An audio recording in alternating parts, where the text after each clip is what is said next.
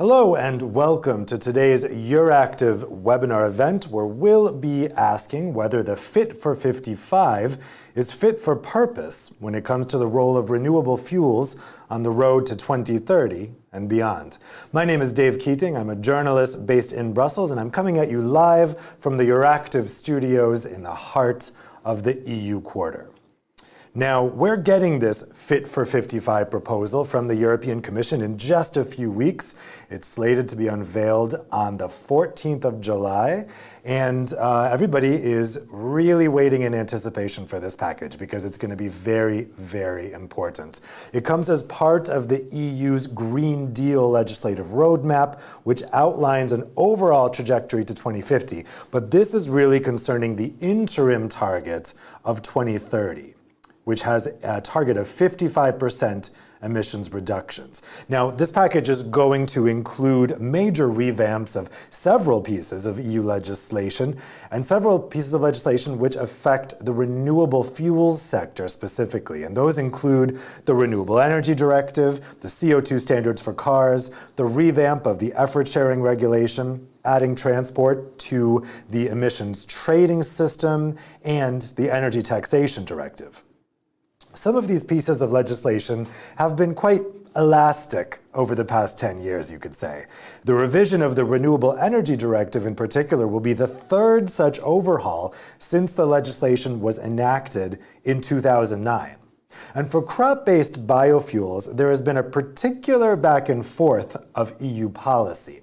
So now the sector is waiting to see what the new legislative framework will mean for the future contribution of biofuels and other renewable fuels to the 2030 goal. It's a big package of EU legislation, so there's a lot to digest. So we're very lucky to have a distinguished panel of people here to talk with us about what to expect. Let me introduce them now. We have Zlatko Kregar. He is a policy officer for sustainable and intelligent transport at the European Commission's Transport Department. We have Henna Virkkunen, Finnish centre-right MEP and member of the Transport Committee in the European Parliament.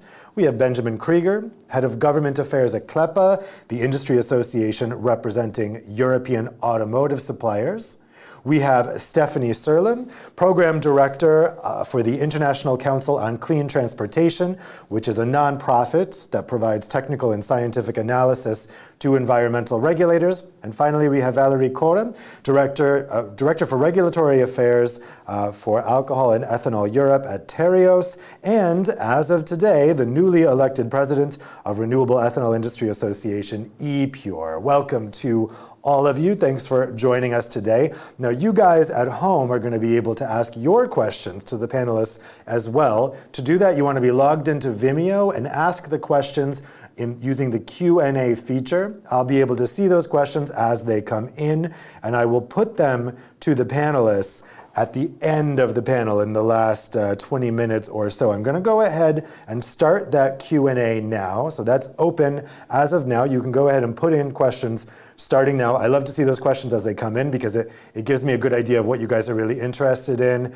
and what you're going to ask. And also that way I don't overlap with my questions to the panelists. I can make sure that we really satisfy what you all want to know. Because as I said, there is a big, big appetite for information about this upcoming monster of a package. Maybe monster sounds negative. Upcoming huge behemoth of a package, let's say. So Zlatko, let's start with you. Now, the Commission's Green Deal strategy says that transport emissions will have to decrease by 90%, but they are now decreasing. They have to decrease by 90% and they are now increasing. As we know, transport has been a very hard nut to crack when it comes to emissions. So what is the Commission's strategy to reduce transport emissions and how will renewable fuels play a role? Yeah. Hi, I'm glad that I can speak on this panel today. Yeah, well, that's a very elaborate question because you're basically asking everything in one single question. But I can tell you this, we do see the numbers and we see that transport is really a key contributor. And as you said, the transport emissions are not decreasing, they're even slightly increasing. So we we understand and we are fully aware that the behemoth of a package, as you called it, is a bit on the transport heavy side. Let's say it like that. That there are many transport initiatives in it. I mean, I can list them. You will list them at the beginning, but specifically transport-oriented ones are the CO2 standards, CO2 emission standards for cars and vans, which are being revised, and the directive revision of the Alternative Fuel and Infrastructure Directive that is in my unit, and we are working on that, which is a measure which will increase the uptake of alternative fuels in Europe, in a sense, by building up infrastructure, making customers more relaxed about their choices when it comes to vehicles and transportation. And as well, the overarching Renewable Energy Directive, ETS. But when it comes to the role of sustainable fuels, I can tell you as something which I'll probably repeat a couple of times, we do see a big role for these renewable fuels in the future mix. Our intentions and our focus is, of course, to use them in sectors which are difficult to decarbonize, in sectors where action is not easy and it doesn't offer, we don't have on offer many possibilities, such as aviation and waterborne transport. But nevertheless, we do see these fuels as having the role in all sector modes, but with a priority focus on aviation and maritime. Thanks a lot. Let's go next to Henna Verkunen. So Henna, what do you envision for the role of renewable fuels in the future transport mix? Yeah, thank you, Dave. Of course, I think that renewable fuels, they are a very important part of our energy mix. But I think that we, as decision makers, we should have very technology neutral approach, because as you said in your opening remarks, we are facing huge challenges with the transport emissions, because it's the only sector where the emissions, they have been growing during the last decades. So we are facing very big challenges, and it means that all the possible solutions we are having, they are needed. So I think renewable fuels, they are a very important tool there. But of course, we need also we need like hydrogen, electrification, and have to also take into account that we have very different regions in Europe, and also very different transport modes. Aviation, maritime transport, urban transport, freight transport, road transport. I think everybody is facing a little bit different challenges, and we have a little bit different solutions. So I would like to very much say that the parliament and decision makers, politicians, we should have very technology neutral approach. And then the industry, they should find out that what is the most efficient way to cut the emissions. But I think especially renewables are very important part of that, because we know that we can use them in the current vehicles, because it takes time before we have electric vehicles on the road so much that we can really cut the emissions. But renewables we can use in our current fleet, and I think that is very important part of the solution, how we are cutting emissions. And I would like to see more ambitious targets also on that when we are speaking about the new RED II directive or RED III directive.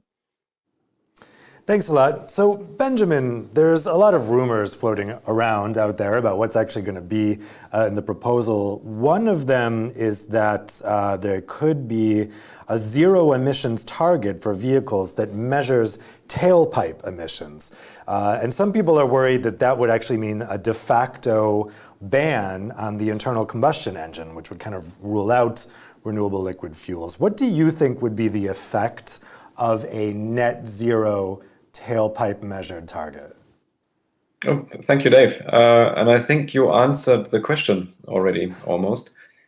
Within the current logic of the CO2 fleet targets regulation, which looks, as you said, on tailpipe emissions only, which means it does not take into account upstream emissions and does not take into account production of the energy and potential contribution of renewable fuels.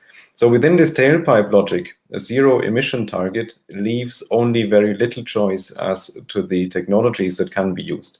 Currently, this is actually only the battery electric vehicle. So if we are looking at a zero emission tailpipe target, as of the year that this becomes law, and you need a car, Dave, this car will need to have a battery and a cable. Whether or not this fits your needs, whether or not you can charge it, whether or not there is the renewable energy to charge it, so that it will be actually climate neutral, and whether or not you can afford it, really.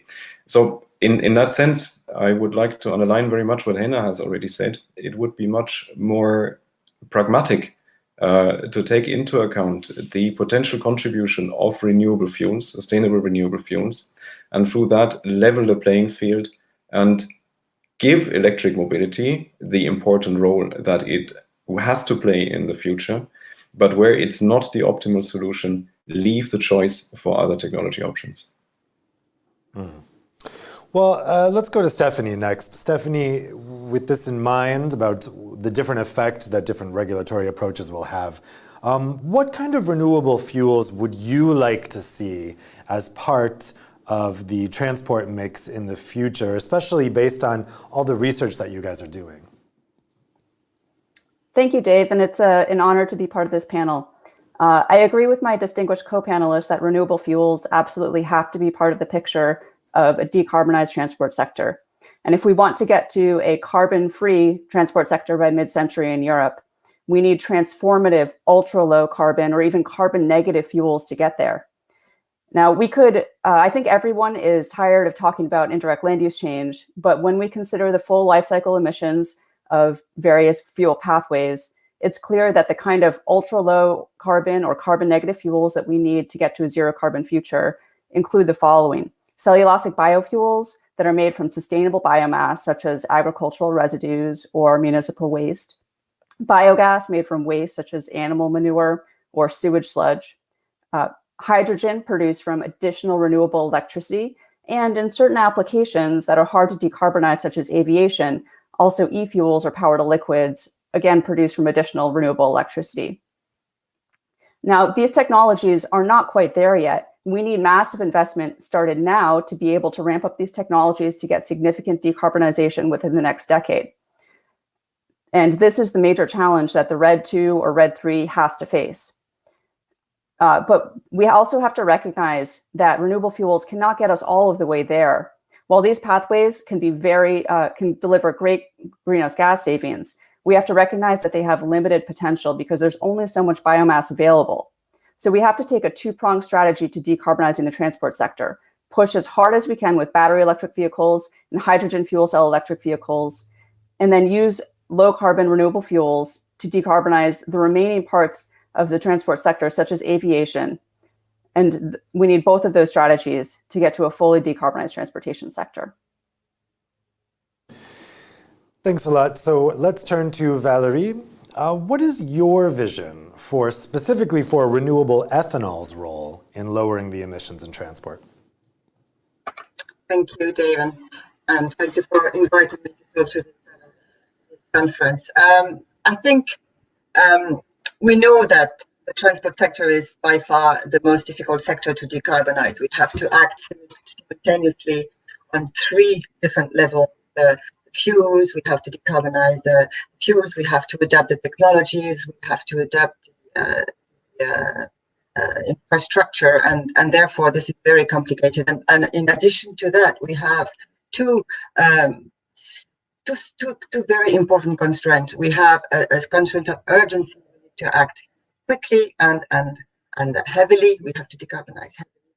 And we also have an economic and socioeconomic constraint, because we have millions of Europeans who still need their cars, many of them having limited resources, and therefore, I mean, we have to remember what happened back in 2019, 2018, I think it was the Yellow Jacket movement.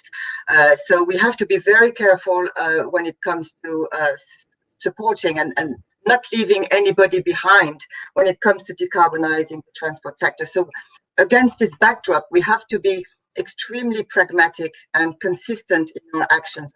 For us as EPURE, this requires at least 4 conditions to be met. The first one, and I fully support what has been said by Anna earlier, we have to promote all available alternatives, which of course have to be sustainable. And this of course includes renewable ethanol, because as we just found out, we have now a reduction of greenhouse gas emission, which is reaching 75% compared to fossil fuel. So we have to use this potential. And we also have to make sure that we give the consumers a diversified option, because this is the best way for to adapt to consumer circumstances, be it geographic circumstances and financial circumstances. Not everybody will be able to afford an electric car or run on an electric car, depending on where you live in the EU, some remote areas. And studies have shown that renewable ethanol is one of the cheapest options per CO2, per ton of CO2, avoided ton of CO2. You don't have to change your car necessarily. You don't have to change the entire distribution network. So these are options to consider, of course. But in order to respect all these two first conditions, we need to, first off, and that's key in my view, we need to respect the technology neutrality. And that is I would say, almost the centerpiece of the system. If we don't respect this principle, then, which means basically we have to measure tailpipe emissions, not at the tailpipe, but on the full life cycle analysis, which means from well to wheel. And if you do that, if you do measure all the upstream emissions from well to wheel, then you don't have such thing as a zero emission car, or you don't have such thing as the end of the IC vehicles, because every option is considered depending on how much they can contribute in the decarbonization of the transport sector. So finally, and if we are to achieve this important target by 2030, and considering that the Commission said that by 2030, about 89% of the cars running on EU roads will be running on fossil fuels. And how do we decarbonize those cars? We don't have some sort of low carbon liquid fuel. Then if we don't unleash the potential that Europe has in terms of producing more renewable ethanol, then we are not going to be able to decarbonize this. And talking about ILUC, I know, Stephanie, nobody wants to talk about it. We have enough about ILUC, but just to come back on it, science has been able to distinguish between good and bad biofuels, which was an important exercise to perform. And bioethanol produced in Europe falls in the category of good biofuels. Therefore, we believe that there is no reason that justifies maintaining the cap at that current level, at least. So we need to make sure that we are not limiting ourselves, because we cannot, on one hand, set ourselves tremendous targets very quickly, very short period of time, in a very short period of time, and at the same time ignore the potential we have when we know that this potential is really decarbonizing fossil fuels. Thank you. Thanks a lot. So Valerie, you mentioned the Yellow Vest movement, and I think that goes to a real heart of concerns about some of these possible legislative proposals. Because we know that cars have a very long life, right? There's a big lead time for design of cars, and also people keep cars for a long time. And a lot of segments of society couldn't possibly afford a new vehicle and can only consider a used vehicle. So we know the vehicles stay on the road a very long time. So Zlatko, I want to put a question to you, and I know that at the moment you're limited in what you can say about the upcoming proposals, completely understandably. But how is the Commission taking into account the legacy vehicles that will still be on the road up to 2030 and well beyond, that might not meet the requirements of the legislation that would be set? How can you make sure that those vehicles are accommodated for, and also that people who can only afford that type of used vehicle aren't penalized by the legislation that's coming out next month? Yeah. Well, first to tell you an obvious thing, in the next 3 weeks until we have the Fit for 55 proposal, Commission officials will not be your greatest interlocutors, but I'll try to be as detailed as possible. Well, you are mentioning some very clear facts there, is that even with a fast uptake, which we really see as a spectacular uptake of low and zero emission vehicles in Europe, legacy vehicles are still on our roads and they dominate the fleet for years to come. But we are working on the CO2 standards, for instance, which are by definition focused on new vehicles, and their impacts assessed on the whole market are on the whole market of used and new vehicles are also assessed in the impact assessment that the Commission is preparing and will publish in, like I said, 3 weeks' time. And when it comes to vehicles that older vehicles which will stay on the road, we also, as a role for renewable fuels, we see the Renewable Energy Directive. It is already out there, and it is being revised as well as part of the Fit for 55 package. And without going into details, but that also definitely is more focused on the vehicles or vessels which are already operating. So the Commission is looking into new vehicles in vehicle emission standards, but the whole market is assessed, and and all of the impacts are assessed. And with the proliferation of low and zero emission vehicles, from plug-in hybrids to battery electric, and now as well fuel cell electric vehicles are coming up, we are seeing that eventually they're expanding into different segments. Their costs are going down. And in DG Move, we are, for instance, which I heard from one of the co-panelists, we are also working on the concerns about infrastructure availability. So we want the recharging and refueling infrastructure to be available in all corners of the EU. That means along the main corridors, but also in all member states. And that will, this revised proposal will ensure that it will accompany the CO2 standards. So when we have new alternative fueled vehicles coming up to the market, there will be infrastructure available for them to use, and that lowers the cost for the consumers, and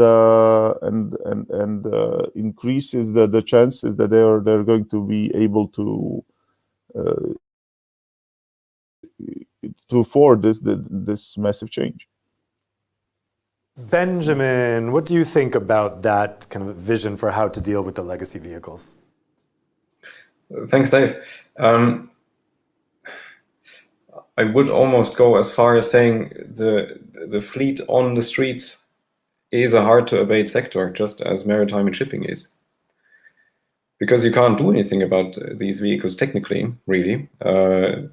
Some retrofitting maybe, but this won't solve the problem. The problem can be solved, though, by defossilizing the fuel supply. And that is as important as defossilizing, greening the electricity that we need to charge the electric vehicles. So both sides of the coin are important.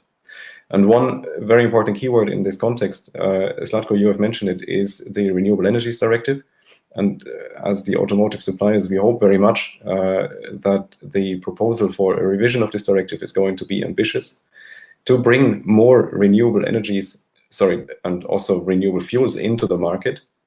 But we would recommend going a step further even, and bring demand and supply together by creating a mechanism, for example, for the automotive manufacturers to invest into renewable fuels. If this fits their strategy, if this is from the business point of view a viable way forward. Currently, that's not possible. We spoke about the tank-to-wheel logic in the CO2 fleet regulation. As long as this principle is in place, there is not much of an incentive to invest in renewable fuels. The technology for renewable fuels is there.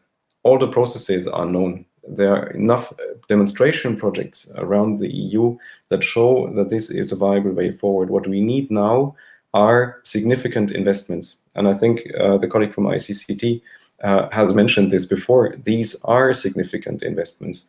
And the chance actually is now, the opportunity is there now to unlock these investments, but there we need to take a look again at the CO2 fleet regulation and create an incentive for the investments in renewable fuels.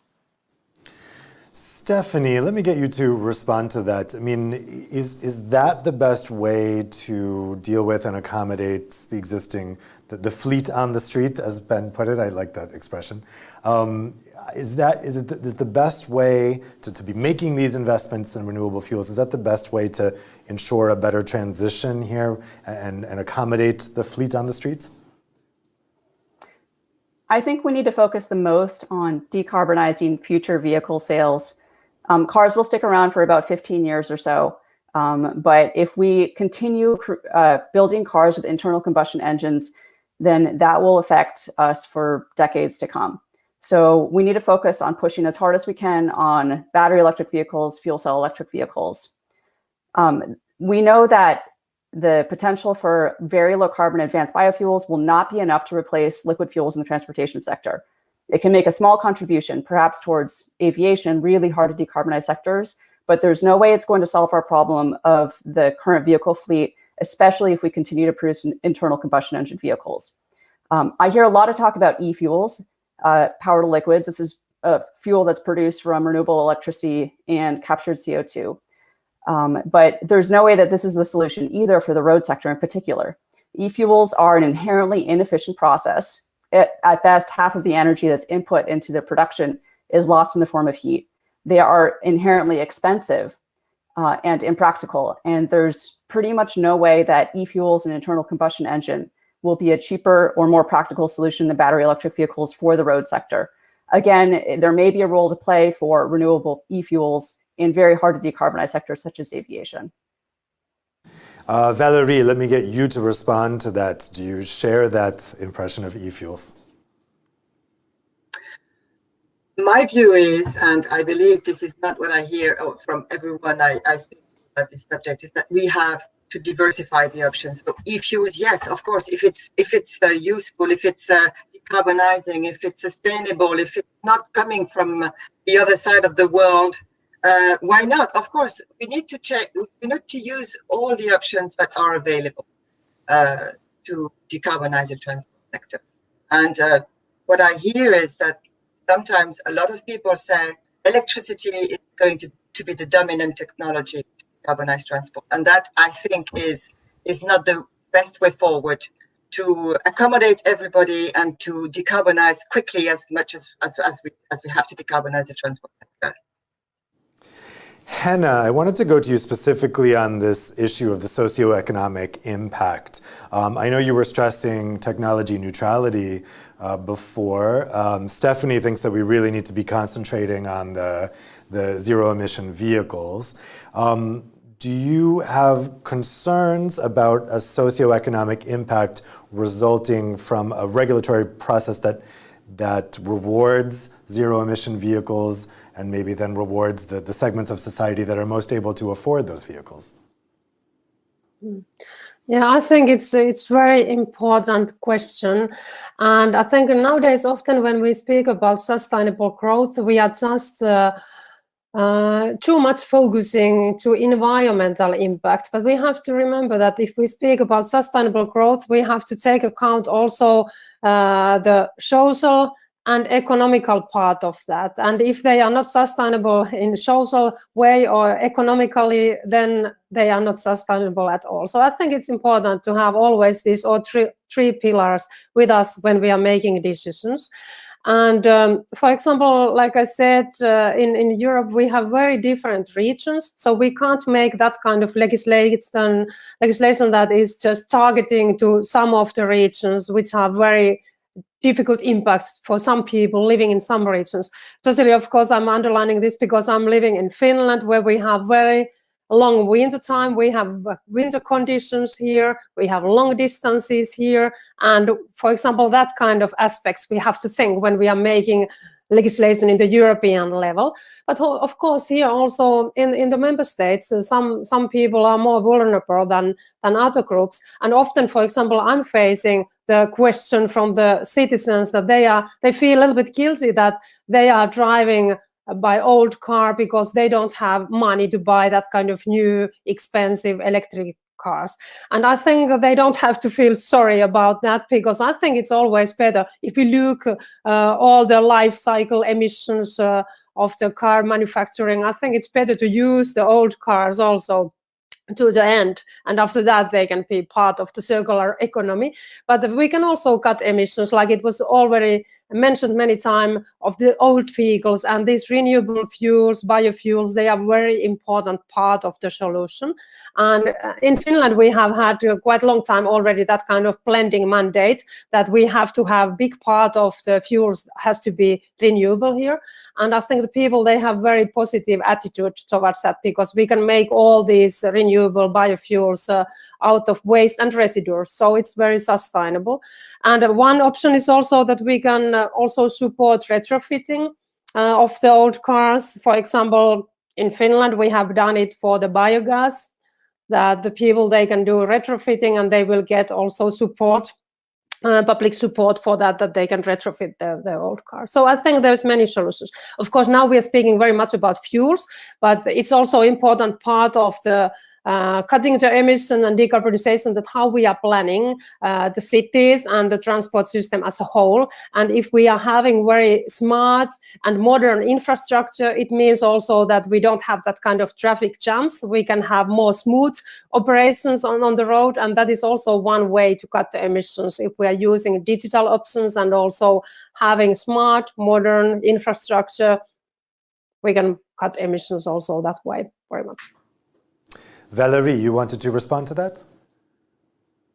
I just want to add something. I mean, it's about decarbonizing the fuels, not regardless of the technology, and that's why we have this technology neutrality. Whether it is an IC or not an IC, electric, hydrogen, if it decarbonizes, it should be promoted in the EU. I mean, if you take IC, they run today on mostly fossil fuels, but they could be running on much more ethanol, which again is sustainable and reduces greenhouse gas emissions, up to 85%.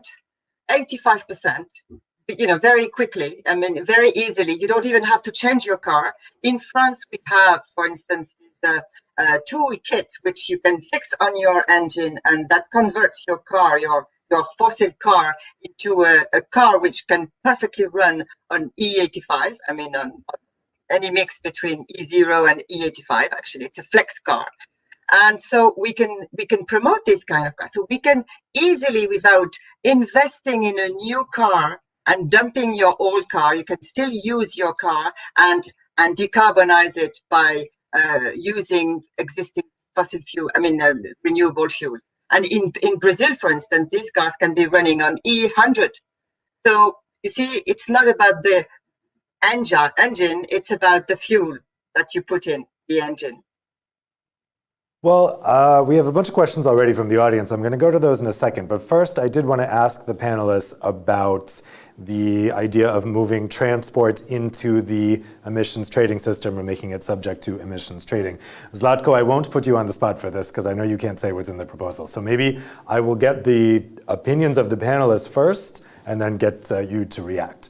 Now, what I'm hearing, and I know, Zlatko, you can't confirm this, but what I'm hearing is that the Commission has decided to move transport into the ETS, but not into the ETS, to put it in a whole separate ETS, to have its own dedicated ETS, something similar to what Germany has had in place. We don't know. We don't know what will be in the proposal, but that's what I hear.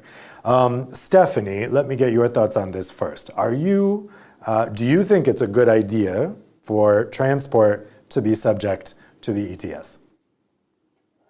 Yes, but it absolutely cannot be the only solution. There has to be stronger measures to decarbonize transport because it is one of the harder and more expensive sectors to decarbonize. So we really need targeted solutions like incentives for battery electric, fuel cell electric vehicles, as well as for ultra low carbon fuels. Benjamin, what do you think about the idea? The evaluation of including road transport into the ETS by the European Commission is, of course, very welcome from our point of view. We think long-term the ETS is an excellent tool for the efficient regulation of carbon emissions, but then, of course, it depends very much on details and how it is done. There, unfortunately, we don't have much information yet, obviously. The proposal will come only in July, that's the expectation. But maybe only so much. We would need, in order for the ETS to really fulfill its objective of defossilizing the fuel supply, we would need a quite significant price signal to come from this ETS for fuels that is foreseen. There's a risk, of course, that such cost would be passed on to the consumer, and then you would have a quite significant effect on heating cost and fueling cost for your car. Or the price signal is less high, but then we risk that it does not do what it's meant to achieve, which is the defossilizing of the fuel supply. So there it's very, very tricky to get the right balance of the ETS regulation. But then this, in conjunction also with all the other pieces of legislation that we have in the Fit for 55 package, CO2, fleet regulation, the renewable energies rules, the Energy Taxation Directive. So this is tricky. And this is really challenging for the colleagues working in the Commission to get right. Yeah, for sure. Those are definitely some of the concerns I've been hearing in town. Henna, what about you? Are you in favor of this move for road transport to be subject to the ETS? No, in one way, I think ETS is a good system because it's a market-based approach. But then the problem comes when we have very much overlapping regulations with ETS, because then I think we should very much have only the ETS and not too much other regulations which are often overlapping with it. But with the transport, I think it's very challenging to find that kind of solution which will decarbonize the transport in an efficient way. So I'm very interested in to see the outcome of the Commission's work, but I think that this is quite problematic sector when we speak about ETS and transport. And yeah, wait and see.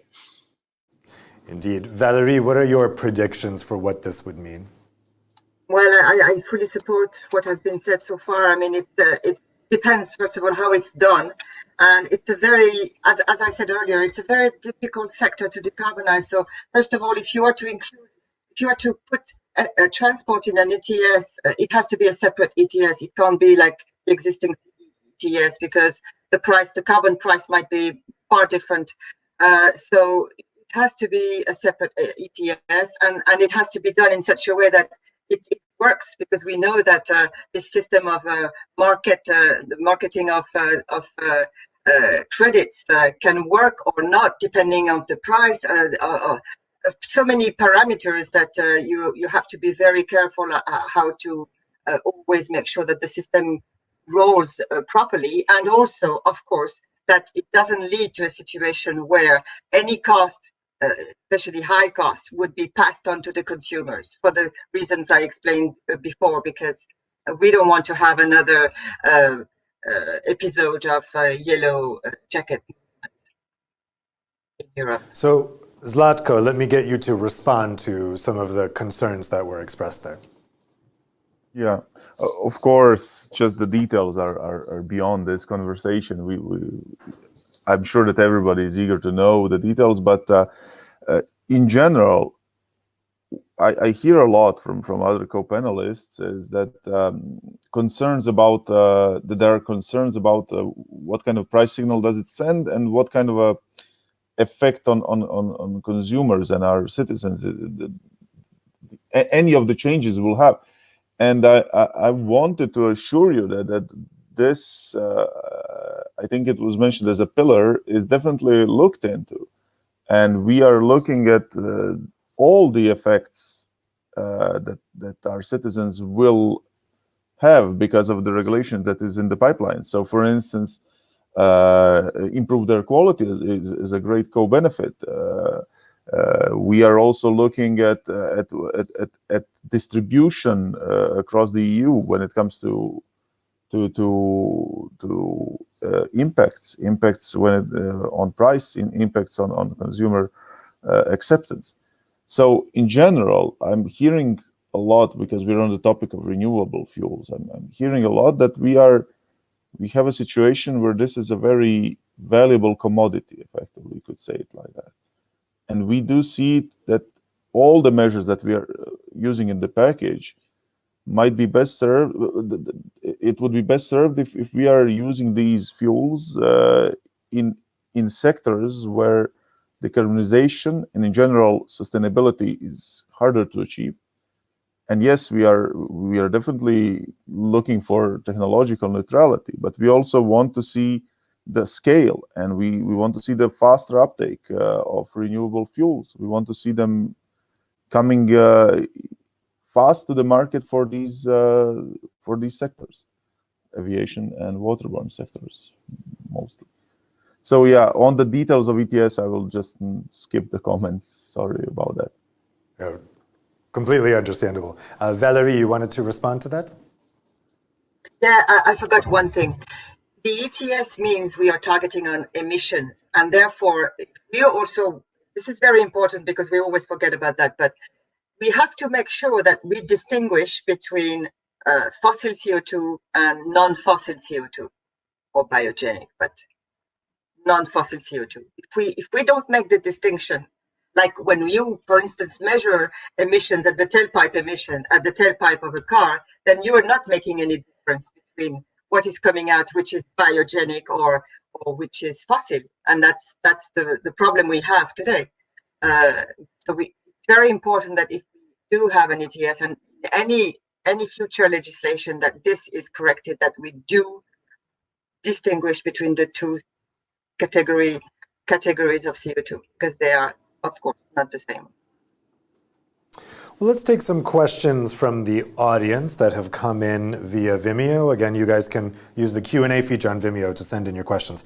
I have two questions here that are similar, that are for both Zlatko and Stephanie, and anyone else if they'd like to jump in. So the first question comes from Maximilian Gray. When will battery electric mobility be subject to sustainability criteria? The ecological problems are obvious. And I think this is referring to the raw materials needed for electric vehicles, that type of issue. And so then a related question. I lost it. Hold on, sorry. Yes, from Robert Verhoets. Can Stephanie explain where to find all the rare materials needed to make the millions of batteries for electric vehicles? So Zlatko, let's start with you. Yeah, well, thank you for the question. The Commission is actually looking into all aspects of sustainability of battery electric vehicles, for instance, through the Batteries Directive, as we want the batteries used in all applications, but especially in transport, to be recyclable, reused, or that we basically collect the raw materials, the very valuable raw materials, which the second question is asking as well, on and that we keep them in Europe. So yes, the recycling, for instance, and the hazardous materials there are very important to be tackled, and they are part of our agenda. There's no question about that. Stephanie, how do we address these concerns about the sustainability and environmental aspects of EVs? Thanks. So as far as we know, there will be enough minerals and raw materials available to make the battery electric vehicles we need. That's not to say there aren't sustainability concerns, such as environmental impacts of mining. And I don't think we should ignore those. I think we need to find a way to address them. And this is also another reason to also be supporting fuel cell electric vehicles, which use different materials. And so supporting both pathways, both of which can be very low carbon, is a way to kind of hedge and make sure that we have a good decarbonization solution. But I also want to address a common misconception, which is that the greenhouse gas emissions from producing batteries offsets the emission savings from using battery electric vehicles compared to internal combustion engine vehicles. Some years ago, 5-10 years ago, there were a number of studies put out showing that the battery production emissions are very high.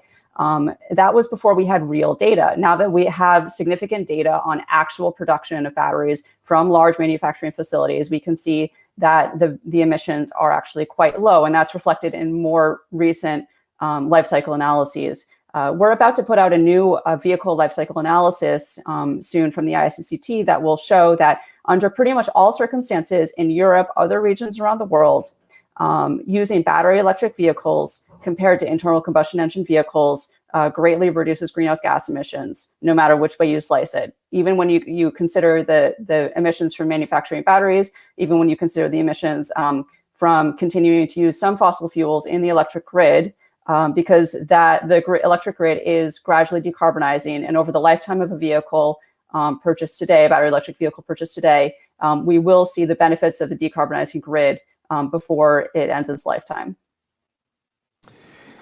Did anyone else want to come in on this sustainability of EVs issue? Yes, Hannah? I'd like to.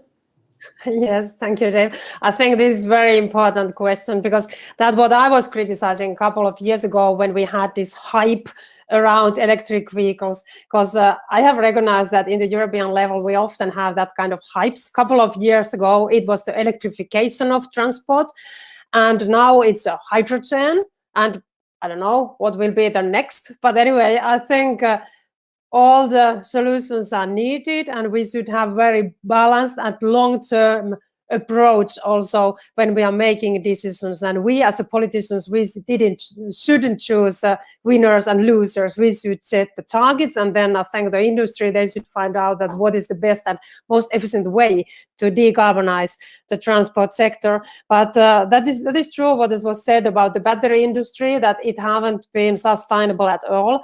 And we know that we have been totally dependent of the Asian production when we speak about the batteries.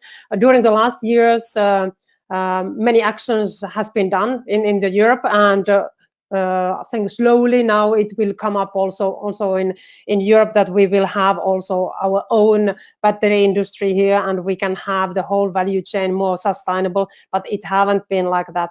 And I think the paradox is often that the people who are supporting very much electric vehicle, they are very much against all the mining projects in Europe. And I think this is also very reckless. So I think we have to be responsible decision makers, and we have to look at the sustainability very carefully always. Okay, so we have a next question. Valerie, you wanted to come in on that? Go ahead. Yeah, just with more point on electrification. There's a lot of people also now interested in hybrid cars. Now, it's not just full hybrid or plug-in hybrids, but there's a lot of interest by the consumers towards hybrid cars, because they can be flexible, of course, and they can reduce the problem of autonomy. Whether or not you find the electricity, you can always use biofuels, and this also is completely consistent with that idea that we need to have a variety of options. And if you have cars which can run on any kind of fuel you can possibly find on the market, then as a consumer point of view, or from a consumer point of view, it's the ideal. Benjamin, you also wanted to come in on that? Yes, just a short addition. And it's great to hear, Stephanie, that we have better data on the production of batteries, and I think also other parts of the value chain of vehicles and mobility in general. This opens, of course, a risk to put one study against the other, which doesn't bring us very much further necessarily. Makes us all smarter, but the decisive step is probably to think about how to reflect these scientific data that we have in regulation, how we ensure that we level the playing field and really have technology to compete on its respective merits. And from our point of view, it is obviously making the step forward from tank to wheel approach to well to wheel approach, taking into consideration the energy that goes into fueling the cars, and possibly then longer term also making the next step to life cycle analysis to really look at where do we have the emissions in the supply chain, and through that make sure that we actually not only displace emissions in the supply chain, but really bring them down and decisively. Okay, let's go to next question. We have another question that is targeted specifically at Zlatko and Stephanie. So this question comes from John Cooper from Fuels Europe. EVs are growing because of both push measures, manufacturers' CO2 standards, and pull standards, pull measures, low tax. How can we create pull measures for renewable liquid fuels? Right now, we only have push measures in the Renewable Energy Directive. Zlatko? Good question. Well, it depends on the sectors as well. We are, of course, seeing that member states are using their fiscal powers to support various alternative powertrains, mostly for either plug-in hybrid electric or hydrogen fuel cars. But this is, of course, within the merit of the member states. When it comes to European side, we are looking as well into supporting the uptake of renewable fuels quickly through, for instance, we are in, as part of the Fit for 55 purposes, we have two proposals on fuel EU maritime and refuel aviation, and as well we are considering an alliance on renewable fuels for maritime and aviation. These are all actually can be looked at as measures that go in that direction, which is on the European level, like I said. For member states, is also a varied situation, and the framework that we have in Europe with on one hand, when it comes to fuels, on one hand the Renewable Energy Directive and specific actions by the member states can create a framework on an ecosystem where renewable fuels expand quickly. They are targeted and not targeted. They're siphoned to very high to the difficult to decarbonize sectors, and then we will have the expansion of renewable fuels that we want, and used in the most efficient way. And this is what we see really as an important step, is that we need to use these fuels in an efficient way, in a way that it will help the most, because the challenges that we face are grave and deep, but we don't also we are keen to expand as quick as possible. And this is what we're doing. And I heard so many times this in this panel, is that we cannot forget that Fit for 55 is really a package. So it's not only about transport. It's not only about cars and tailpipe approach. It's way more than that. We have the Renewable Energy Directive. We have flanking measures, and it's working on both on supply and on demand side. Yeah. So that's in general my answer to John. Stephanie, what do you think? Is there a place for pull factors for these fuels? So I absolutely agree with the questioner that this is needed. And I'm going to focus on cellulosic biofuels, because this is the one category that has the potential to be very, very low or negative carbon emissions, and has the potential to substantially expand production compared to today. Now, cellulosic biofuels are very capital-intensive production process. Facilities can cost as much as $500 million. And when this technology, it's still an emerging technology, it's considered by investors to be high risk. It's really hard to bring that investment in. And we've seen to date that mandates in Europe, in the US, elsewhere have not been enough to really build up this industry. So we absolutely do need more direct fiscal support, especially to offset the capital costs, such as capital grants.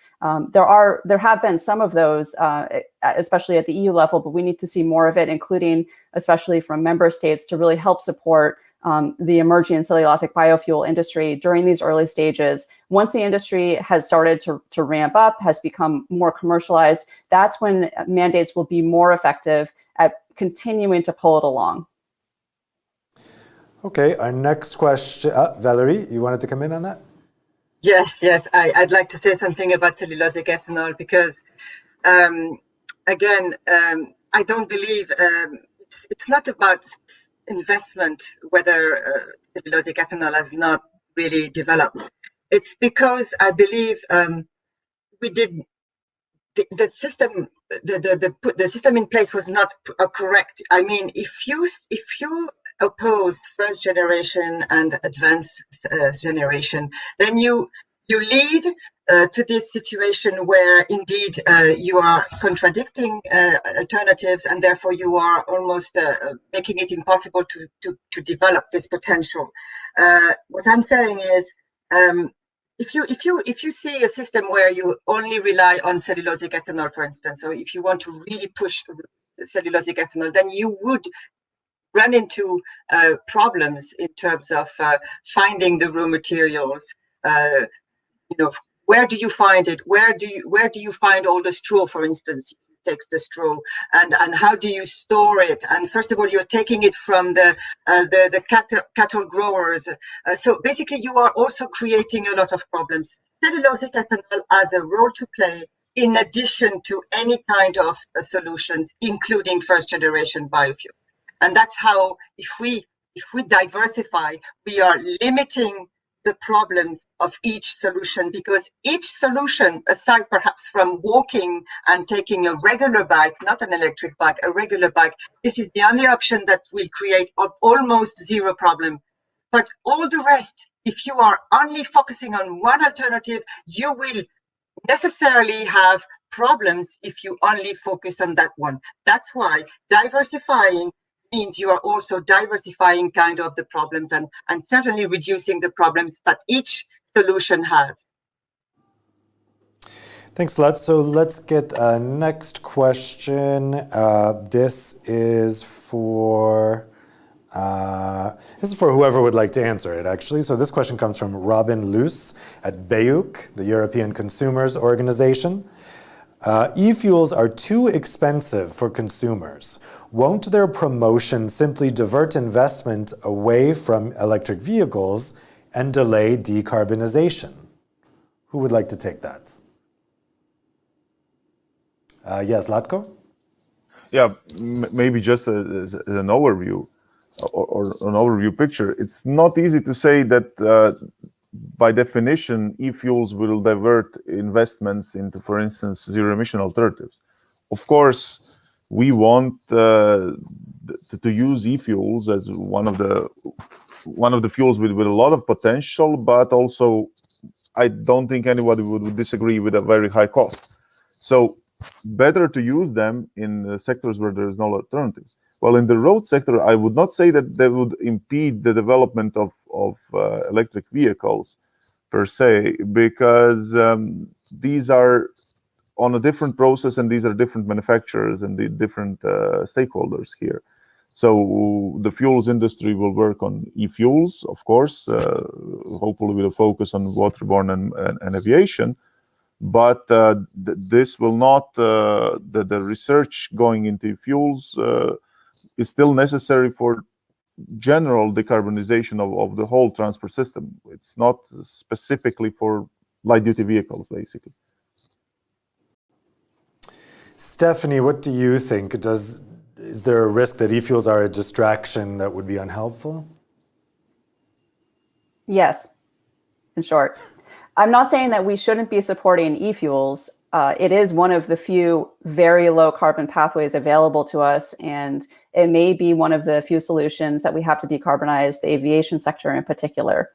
So we should be supporting its development. But what I'm afraid of is that if we continue to build internal combustion engine vehicles with the promise of e-fuels that turn out later to be way too expensive to actually use in the entire internal combustion engine fleet, then we're going to be stuck continuing to burn petroleum for decades to come. And that is not the road to decarbonization for Europe. Would anyone else like to come in on this issue?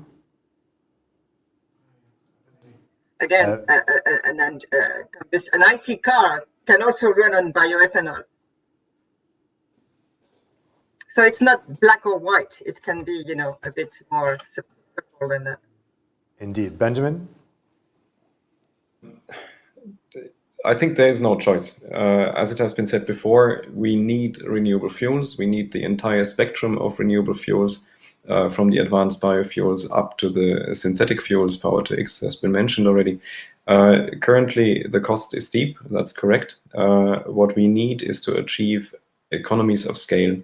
And for this, we need investments to bring the production of renewable fuels up to industrial scale. And that will also bring down cost. Road transport can play an important role in this regard, because a CO2 price inherent to the CO2 fleet regulation is much higher than maritime and shipping.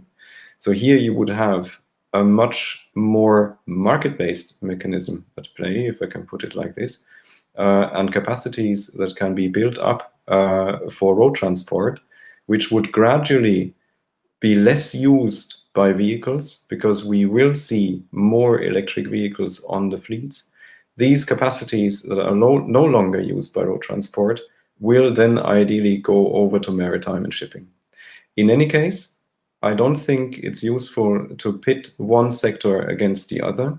Once we build the production facilities for renewable fuels, the refineries, we will produce the entire spectrum of fuels anyways. So even in a refinery that produces jet fuel, you will have a fraction of gasoline and diesel in there. What do we do with it? So it's not one sector against the other. It is about developing the production of renewable fuels for all the sectors together. It's a joint thing. It's not a one against the other. And every sector has to play its role. Okay, let's take a next question. This is a question for Zlatko. It comes from Elmar Baumann from VDB.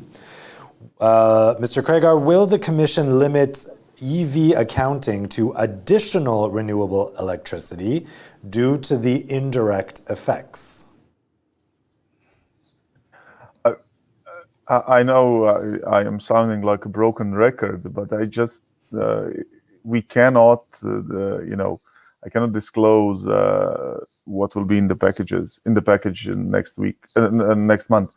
So I understand the interest and the focus, but in general terms, I can only speak in general terms. So I'm sorry that the colleague who asked the question will not get a satisfying answer, but it is what we have today. Yeah. It was a nice try, Elmar, anyway. Did anyone else want to come in on this issue? No, okay. So, wait. Stephanie, go ahead. Yeah, so we do need additional renewable electricity. We absolutely need a massive expansion in renewable electricity, but it's a more important issue for hydrogen and especially for e-fuels because of the energy losses in their production. So hydrogen fuel cell electric vehicles use about 3 times more renewable electricity than battery electric vehicles. And for e-fuels, it's more like 5 or 6 times as much renewable electricity as battery electric vehicles. And so even if we have additionality problems with renewable electricity, and we take that into account, even if battery electric vehicles are just using grid electricity, they still deliver strong greenhouse gas reductions compared to internal combustion engine vehicles. But that is not necessarily true, especially for e-fuels. Just using grid electricity, e-fuels emit far more greenhouse gas emissions through their life cycle when using an internal combustion engine compared to even just regular cars running on petroleum.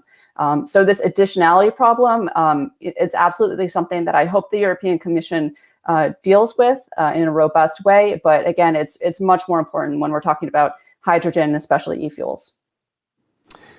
Benjamin, you wanted to come in on this? Absolutely, yes. And additionality is, of course, an interesting and important point. I would like to add one thought on efficiency. And yes, it's absolutely correct. There are a few more steps in the process. If you produce hydrogen, then synthetic fuels, then put them into a vehicle, burn them to drive the vehicle. So at each of these steps, you lose energy, and that brings down your efficiency. Absolutely correct in the description of the problem. I would like to add an idea to this picture. Why not producing renewable fuels where renewable energy is available in more abundant quantities? And you see, I'm not a physicist, I'm looking for the right words here. But basically what I mean is, let's produce renewable fuels where there is a lot of wind energy, where a lot of wind blows, or where a lot of sun is shining. Definitely more than in many of the European locations, which are also already quite used up. I think there's not that much left. By going into other geographies, and there are great examples, for example, a e-fuel facility in Patagonia using wind energy there, producing e-fuels in a project together with Porsche, or using renewable energy, solar energy in Northern Africa or Saudi Arabia. To produce hydrogen and liquid fuels or gaseous fuels opens up the door to use renewable energy that is not available in Europe, but in these other geographies, to bring this to Europe for consumption here, which otherwise wouldn't be possible, because there's no way of extending the grid to a location in Northern Africa. That may be, but we have been talking about this for quite a while and it hasn't materialized yet. Definitely not to Patagonia, definitely not to Saudi Arabia. So to import energy in the form of synthetic fuels from locations where there is abundant renewable energy addresses the problem of efficiency. And it makes available renewable energy in Europe. Okay, so we have a next question here. I'm going to put this to Valerie, but if anyone else would like to come in, just let me know. It's from an anonymous questioner. With a projected electric vehicle market share of 10% in 2030, together with a 4x multiplier for renewable energy in RED 2, in which sectors can biofuel have a future post-2030 when the 14% RED 2 target is fulfilled with electric vehicles alone?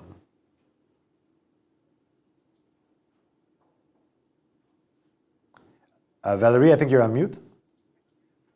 No. No, you're okay, you're not on mute. Okay, sorry.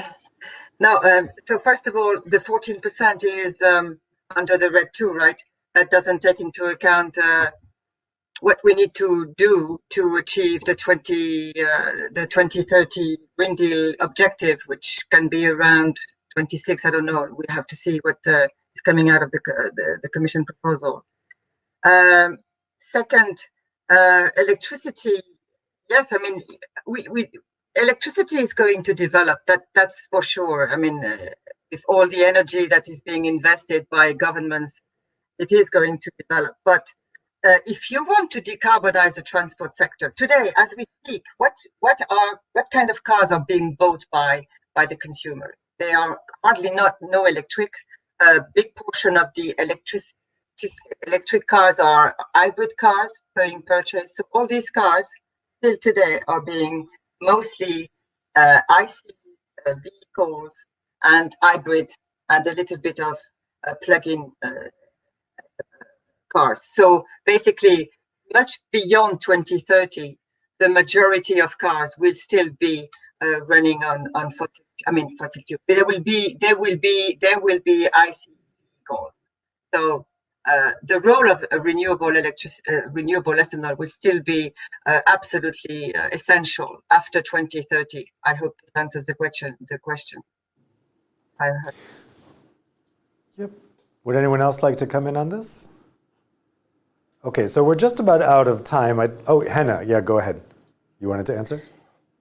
Yeah, maybe I could add, because I forgot to say when we started that just today European Parliament was voting in favor of climate law. So now it means that we will have, officially, the stricter targets by 2030. And of course, what we are also expecting in the RED revision, there will be stricter targets, and we are expecting it could be something like 26% for the renewable fuels. But also, now we have been focusing very much to road transport when we speak about renewable fuels, biofuels, but of course we need them also in the aviation, because it's very difficult to replace kerosene with anything else than biofuels. So I think there is need for the production of biofuels also in the future. What I'm regretting very much is that by revising regulation now directive, we are creating uncertainty for the industry. Of course, we have to have stricter targets, but I think we shouldn't open up the criteria or the definitions of different renewable fuels, because I think this is something that's very harmful. It has been harmful for our industry during the last months, that there has been so much uncertainty, because now we should boost investments in this area in Europe. And 2030 is coming very, very soon if we look from the perspective of industry. So I think we should look more and more 2050, and the industry should be able to make now investments towards that also. So I think long-term certainty is needed more from the industrial side also, that we can boost investments in this sector, because they are really needed when we speak of renewable fuels and biofuels. Okay, cool. So we're just about out of time. I'd love to get some concluding thoughts from each of you. Zlatko, let's start with you. What are your key takeaways from today's conversation? Well, I will use this opportunity as some closing remarks, because I heard from my colleagues here that they want, and we need, from all sides, I would say, that we need support for renewable fuels, because they're currently rather expensive, and to get these sustainable fuels on the market, we have to overcome a lot of practical barriers. And therefore, I would mention something which I didn't mention yet, because in the aftermath of the July package, we're currently looking into establishing a low carbon and renewable fuels value chain alliance, so an alliance with stakeholders, with industry, where we look at the practical hindrances and the practical problems that delivery of these fuels to the market. How can we resolve this? It will be focused, of course, on aviation and maritime, which I've been reiterating several times. But it also shows that we are ready. That the package is not coming in as isolation. We are coming also with the flanking measures and with support for the increased uptake.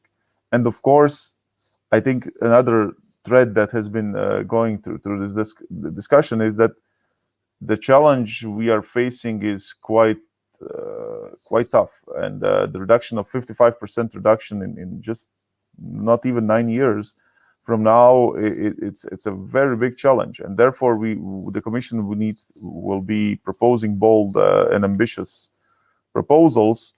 But I'm sure that we are all going to be ready for the details coming on the 14th of July, and we will see that we are taking a holistic approach, so not just looking at one piece of regulation, we are looking at everything, how to get to 55% reduction soon. Henna, by the way, I'm glad you mentioned the European Parliament vote today. I should have mentioned that at the beginning. It was a nice news peg. So Henna, what are your concluding thoughts today? Yeah, I think we all agree that we are facing huge challenges, how we should decarbonize the transport sector in the next decades. And I think everybody agreed that many different solutions are needed here. And I think today we were focusing quite much to clean fuels and sustainable fuels, and that is the important part. But I think we should also look the transport infrastructure and logistic as a whole, how we could make the whole system more efficient. And also, of course, we have to invest to technology of the vehicles, so how to have more clean vehicles also. And that's why I think we should underline also the role of research and development, that these investments are really, really needed, that we could find new, more efficient solutions for this sector also. And from the industrial side, because of course the investments are made mostly from the private sector, I think we have to give more long-term certainty for the industries, that they know to where they should invest in.